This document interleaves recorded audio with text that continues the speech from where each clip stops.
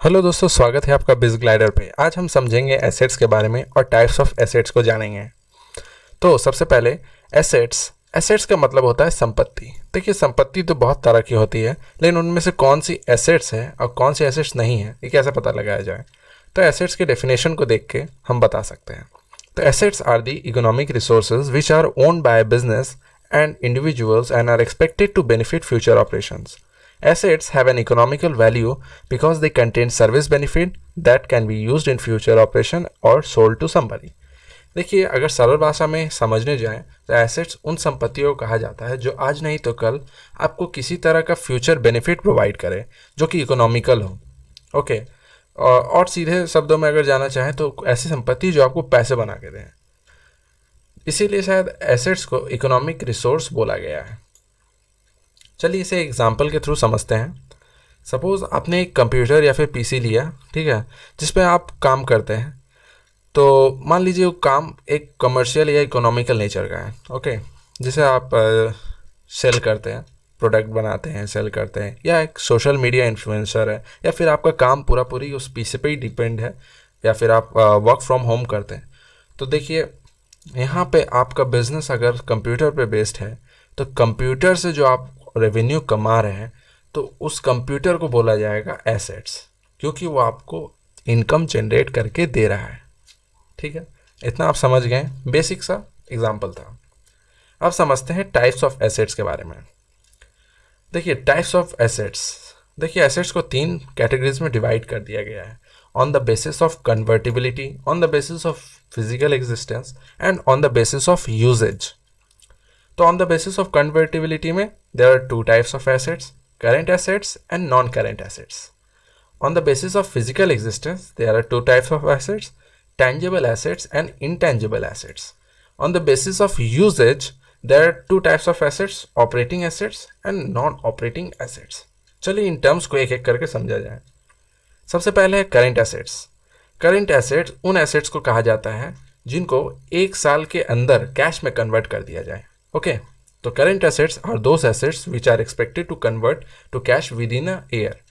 देखिए, इस current assets को शॉर्ट टर्म एसेट्स भी बोला गया है, क्योंकि करेंट एसेट्स को यूज़ किया जाता है कंपनी के द्वारा to satisfy their immediate needs. Okay, अब करेंट एसेट्स के कुछ एग्जांपल्स हैं, जैसे कि cash, inventory, account receivable, prepaid expenses. तो ये थे कुछ एग्जांपल करेंट एसेट्स के। नेक्स्ट देख लेते हैं नॉन करेंट एसेट्स के। नॉन करेंट एसेट्स या फिक्स्ड एसेट्स। देखिए, नॉन करेंट एसेट्स को फिक्स्ड एसेट्स भी कहा जाता है। Non current assets are the long term assets and have a useful life of more than a year. This assets can not be easily converted into cash. ऐसे assets जो कि long term vision के साथ खरीदा जाए और जिनका life more than 1 year के लिए हो। ठीक है, this assets can not be easily convert into cash, और ये सब एसेट्स जल्दी कैश में कन्वर्ट नहीं होते। जैसे मान लीजिए प्लांट्स एंड मशीनरीज, ये एक बड़े एसेट्स है जो कि 1 साल जब इन्हें खरीदा जाता है तो लगभग लॉन्ग टर्म के बारे में सोचकर खरीदा जाता है। जैसे कि प्लांट एंड मशीनरी मान लीजिए 10 साल के लिए सोच के खरीदा गया हो। बिल्डिंग्स, ऑब्वियसली बिल्डिंग्स एक बार खरीदते हैं तो बहुत दिन तक चलता है। लैंड्स, व्हीकल्स, फर्नीचर्स, ये सब लॉन्ग टर्म एसेट्स हैं, तो इसीलिए इन्हें फिक्स एसेट्स कहा गया है। अब देखते हैं नेक्स्ट टाइप के एसेट्स के बारे में। नेक्स्ट कैटेगरी में है on the basis of physical existence. देखिए, on the basis of physical existence number 1 है टेंजिबल एसेट्स। देखिए, टेंजिबल एसेट्स कुछ नहीं बल्कि उन एसेट्स को कहा जाता है जो कि दिखाई दे और जिन्हें आप फील कर सके और सेंस कर सके। यानी सरल शब्दों में, tangible assets are those assets which have some physical existence. These assets can be touched, felt and seen.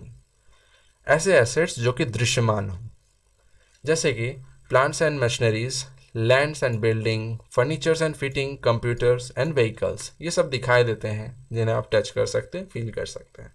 Next तरह के फिजिकल एग्जिस्टेंस के एसेट्स होते हैं इंटेंजिबल एसेट्स।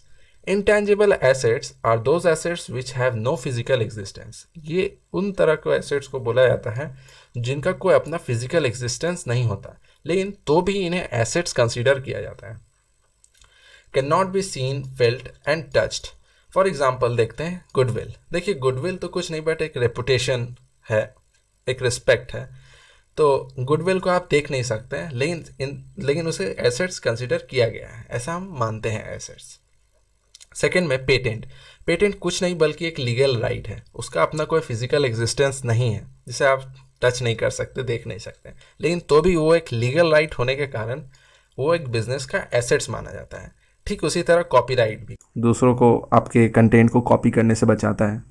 चलिए अब समझते हैं तीसरे टाइप के एसेट्स के बारे में, जो है ऑपरेटिंग एसेट्स। ऑपरेटिंग एसेट्स देखिए, आपको नाम से ही पता चल रहा होगा, ऑपरेटिंग यानी कि जो ऑपरेशन में पार्टिसिपेट कर रहे हैं और जो चालू हैं। Okay, operating assets are those assets acquired for the use in the conduct of ongoing operation, ठीक है, of a business. This means these assets are needed to generate revenue. देखिए, अगर हम सिंपल शब्दों में समझें तो ऑपरेटिंग एसेट्स उन एसेट्स को कहा जाता है जो कि डेली टू डेली बिजनेस में पार्टिसिपेट कर रहे हैं और इनकम और रेवेन्यू जनरेट कर रहे हैं। ओके, कैश का तो इनफ्लो आउटफ्लो होता ही रहता है, inventory, account receivable, prepaid expenses, plant and machineries, patents. Okay, operating assets है ये सब। नेक्स्ट देख लेते हैं non operating assets. Non operating assets उन एसेट्स को बोला जाता है जो ऑपरेटिंग नहीं है। नॉन ऑपरेटिंग एसेट्स सिंपली कुछ भी नहीं बल्कि उन एसेट्स को कहा जाता है जो कि एसेट्स तो हैं, उस कंपनी से बिलोंग तो करते हैं, but daily to daily operation में पार्टिसिपेट नहीं कर रहे हैं, जैसे कि पड़ा हुआ है, रखा हुआ है। Non operating assets are those assets that are not considered to be part of a company's core operations. Example, unused lands, unused equipments है बट वो अभी ऑपरेटिंग नहीं है। तो ये थे कुछ नॉन ऑपरेटिंग एसेट्स के एग्जाम्पल। आशा करता हूँ मैं आपको एसेट्स के बारे में समझा पाया, एसेट्स के टाइप्स के बारे में बता पाया। मे बी आपको कुछ कुछ आइडिया मिल गया होगा कि एसेट्स क्या होता है, उसके टाइप्स क्या होते हैं। नेक्स्ट वीडियो में मैं बात करूँगा लायबिलिटीज़ के बारे में। तो मिलते हैं नेक्स्ट वीडियो में। Thank you very much.